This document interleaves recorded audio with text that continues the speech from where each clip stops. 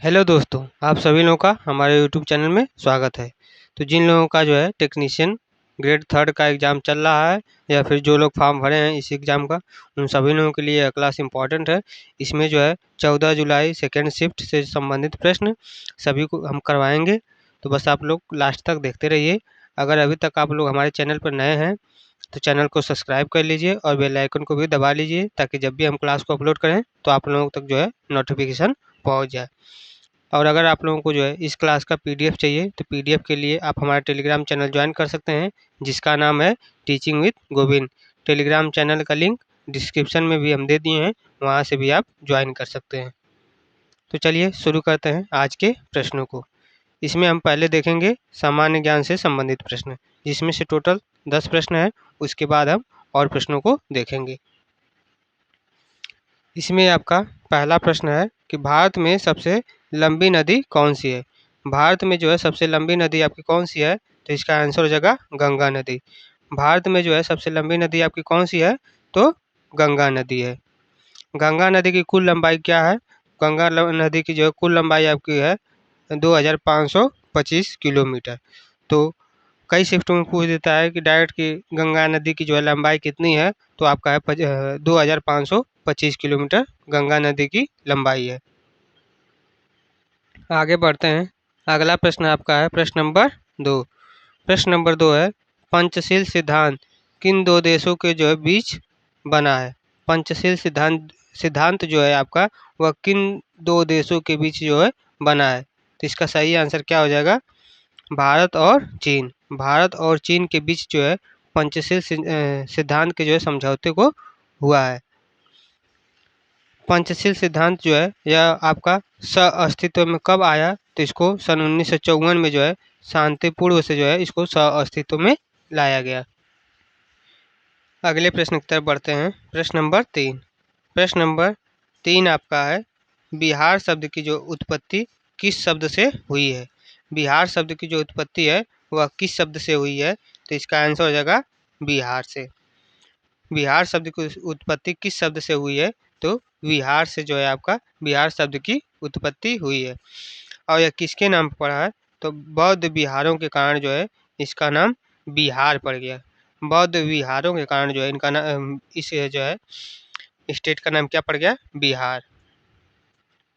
अगला प्रश्न है प्रश्न नंबर 4। प्रश्न नंबर 4 आपका है, शून्य की खोज किसने की थी। शून्य की जो खोज है वह किसने की थी, तो इसका सही आंसर आपका हो जाएगा आर्यभट्ट। शून्य की खोज जो है किसने की है, तो आर्यभट्ट ने की है। अगला प्रश्न है प्रश्न नंबर 5। प्रश्न है, भारत का सबसे बड़ा राज्य क्षेत्रफल के अनुसार कौन सा है। हमें क्षेत्रफल के अनुसार बताना है। क्षेत्रफल की दृष्टि से भारत का जो है सबसे बड़ा राज्य कौन सा है, तो इसका आंसर हो जाएगा आपका राजस्थान। राजस्थान जो है आपका क्षेत्रफल के अनुसार जो है सबसे भारत का जो है सबसे बड़ा राज्य है। अगला प्रश्न है प्रश्न नंबर 6। प्रश्न नंबर 6 आपका है कि कौन सी गैस सांस लेने के लिए आवश्यक है। कौन सी गैस है जो कि आपका सांस लेने के लिए आवश्यक है, तो इसका सही आंसर हो जाएगा ऑक्सीजन। ऑक्सीजन गैस जो है सांस लेने के लिए जो है हमें बहुत ही ज़्यादा ज़रूरी है। अगला प्रश्न है प्रश्न नंबर 7। प्रश्न नंबर 7 है कि भारत में किस बंदरगाह को नौवहन का जो है प्रवेश द्वार कहा जाता है। भारत में किस बंदरगाह को नौवहन का जो है प्रवेश द्वार कहा जाता है, तो इसका आंसर आपका हो जाएगा मुंबई बंदरगाह को। सही आंसर क्या हो जाएगा? मुंबई बंदरगाह। अगला प्रश्न है प्रश्न नंबर 8। प्रश्न नंबर 8 है, भारत का पहला लोकसभा चुनाव कब हुआ था।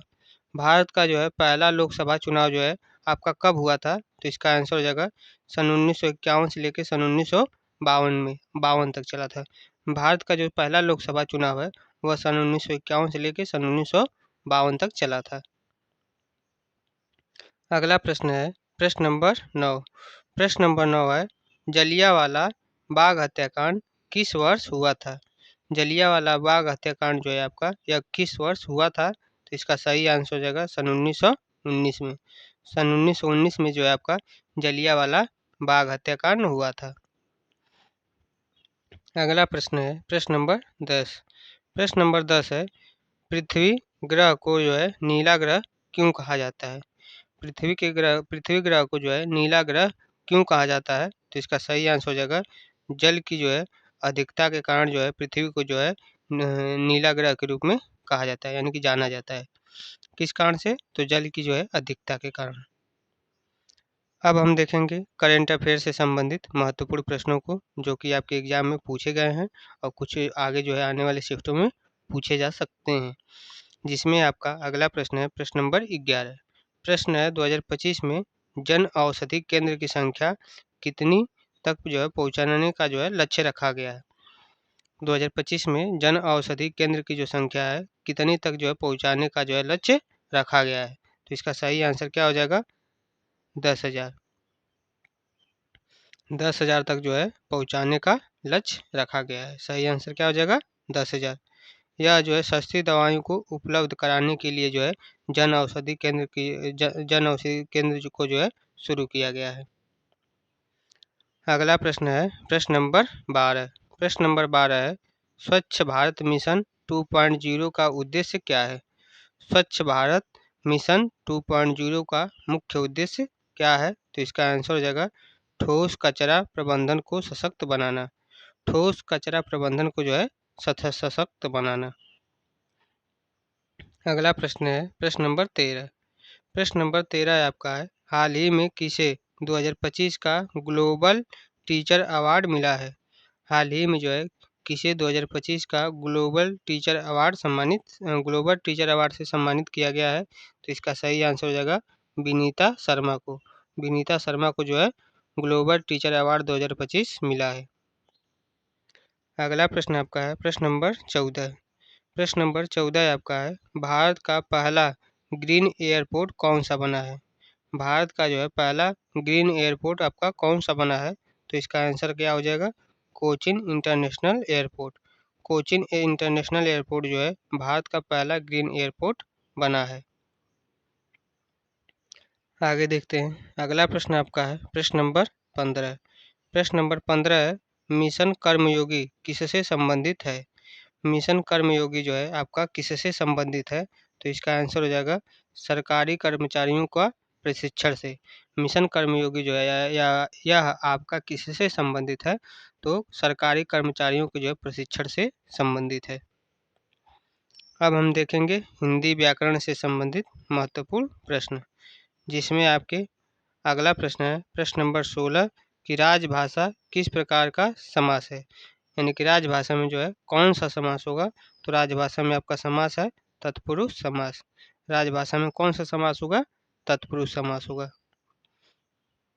अगला प्रश्न आपका है प्रश्न नंबर 17। प्रश्न नंबर 17 है विद्या धनालय बराबर क्या हो जाएगा? विद्यालय। इसमें जो है कौन सी संधि है? विद्या धनालय बराबर विद्यालय, इसमें आपकी कौन सी संधि है? तो इसका आंसर हो जाएगा अयादि संधि। विद्या धनालय बराबर विद्यालय, इसमें कौन सी संधि होगी? तो अयादि संधि होगी। अगला प्रश्न है प्रश्न नंबर 18। प्रश्न नंबर 18 है शीतल शब्द का विलोम क्या होगा? शीतल शब्द का जो है आपका विलोम क्या होगा? तो इसका आंसर हो जाएगा उष्ण। शीतल शब्द का विलोम क्या हो जाएगा? उष्ण हो जाएगा। अगला प्रश्न है प्रश्न नंबर 19।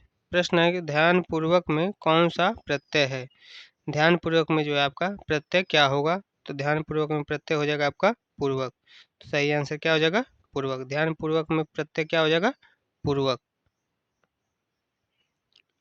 अगला प्रश्न है प्रश्न नंबर 20। प्रश्न है दया का पर्यायवाची शब्द क्या है?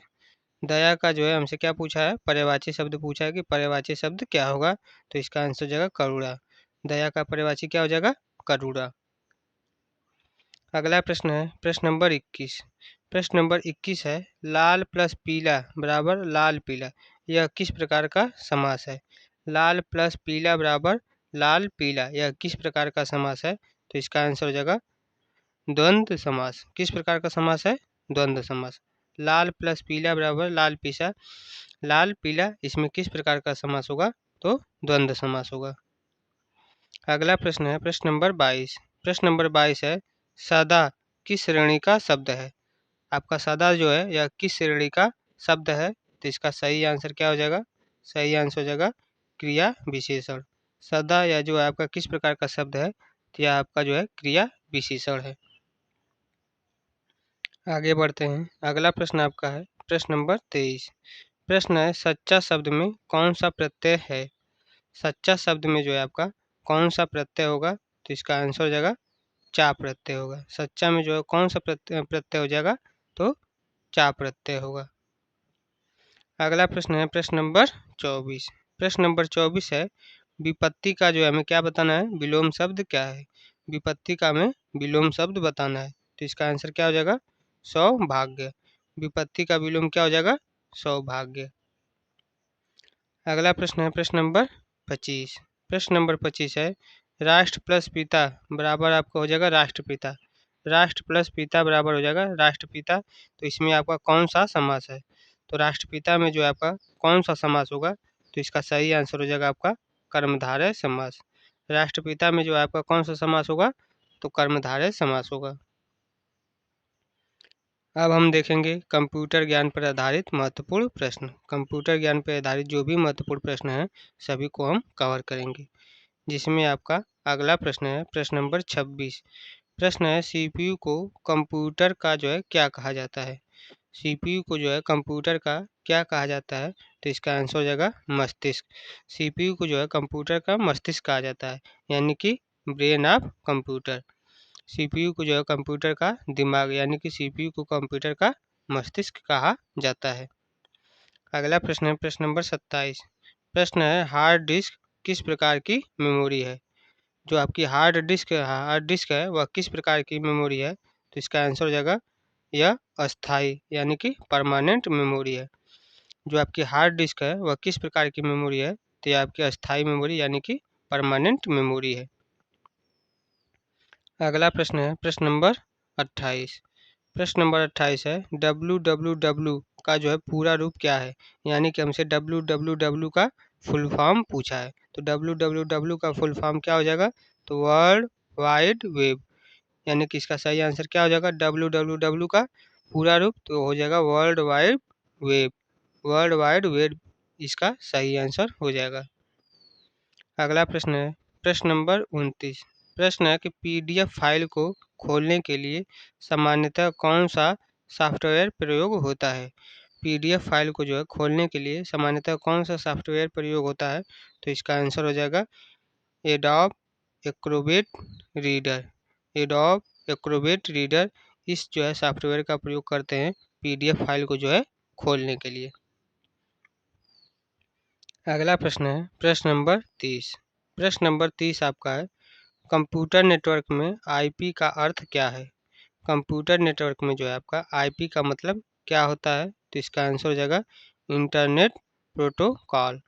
आईपी का कंप्यूटर नेटवर्क में आईपी का मतलब क्या होता है, यानी कि आईपी का फुल फॉर्म क्या होता है, तो आईपी का फुल फॉर्म जो होता है आपका इंटरनेट प्रोटोकॉल। सही आंसर क्या हो जाएगा इंटरनेट प्रोटोकॉल। तो आज के लिए इतने ही प्रश्न थे। तो जितने भी प्रश्न हमने करवाए हैं सभी के सभी प्रश्न इम्पोर्टेंट हैं। अगर आप लोगों को क्लास अच्छी लगी हो तो क्लास को लाइक करिए और चैनल को ज़रूर से ज़रूर सब्सक्राइब करिए, ताकि जब भी हम क्लासेस को अपलोड करें तो आप लोगों तक जो है आसानी से पहुंच जाए। अगर आप लोगों को जो है इस क्लास का पीडीएफ चाहिए तो पीडीएफ के लिए आप क्या कर सकते हैं कि हमारा टेलीग्राम चैनल ज्वाइन कर सकते हैं। हमारे टेलीग्राम चैनल का नाम है टीचिंग विथ गोविंद। उसको वहाँ टेलीग्राम चैनल को ज्वाइन करिए और वहाँ से जो है पीडीएफ को डाउनलोड करिए और अपना रिवीजन करते रहिए। हमारे टेलीग्राम चैनल को ज्वाइन करने के लिए एक और तरीका है कि हम जो है इस वीडियो के डिस्क्रिप्शन में जो है टेलीग्राम चैनल का लिंक दे दिए हैं, वहाँ से भी आप हमारे टेलीग्राम चैनल को ज्वाइन कर सकते हैं। आप लोग जो है अपनी तैयारी अच्छे से करते रहिए। आशा करते हैं कि इस बार जो है सभी लोगों का, जितने लोग यहाँ पर क्लास कर रहे हैं सभी लोगों का सिलेक्शन ज़रूर होगा। बस आप लोग अच्छे से रिवीजन करते रहिए अपना डेली बेसिस पर, आप लोगों का सिलेक्शन ज़रूर होगा। आज के लिए बस इतना ही। जय हिंद, जय भारत।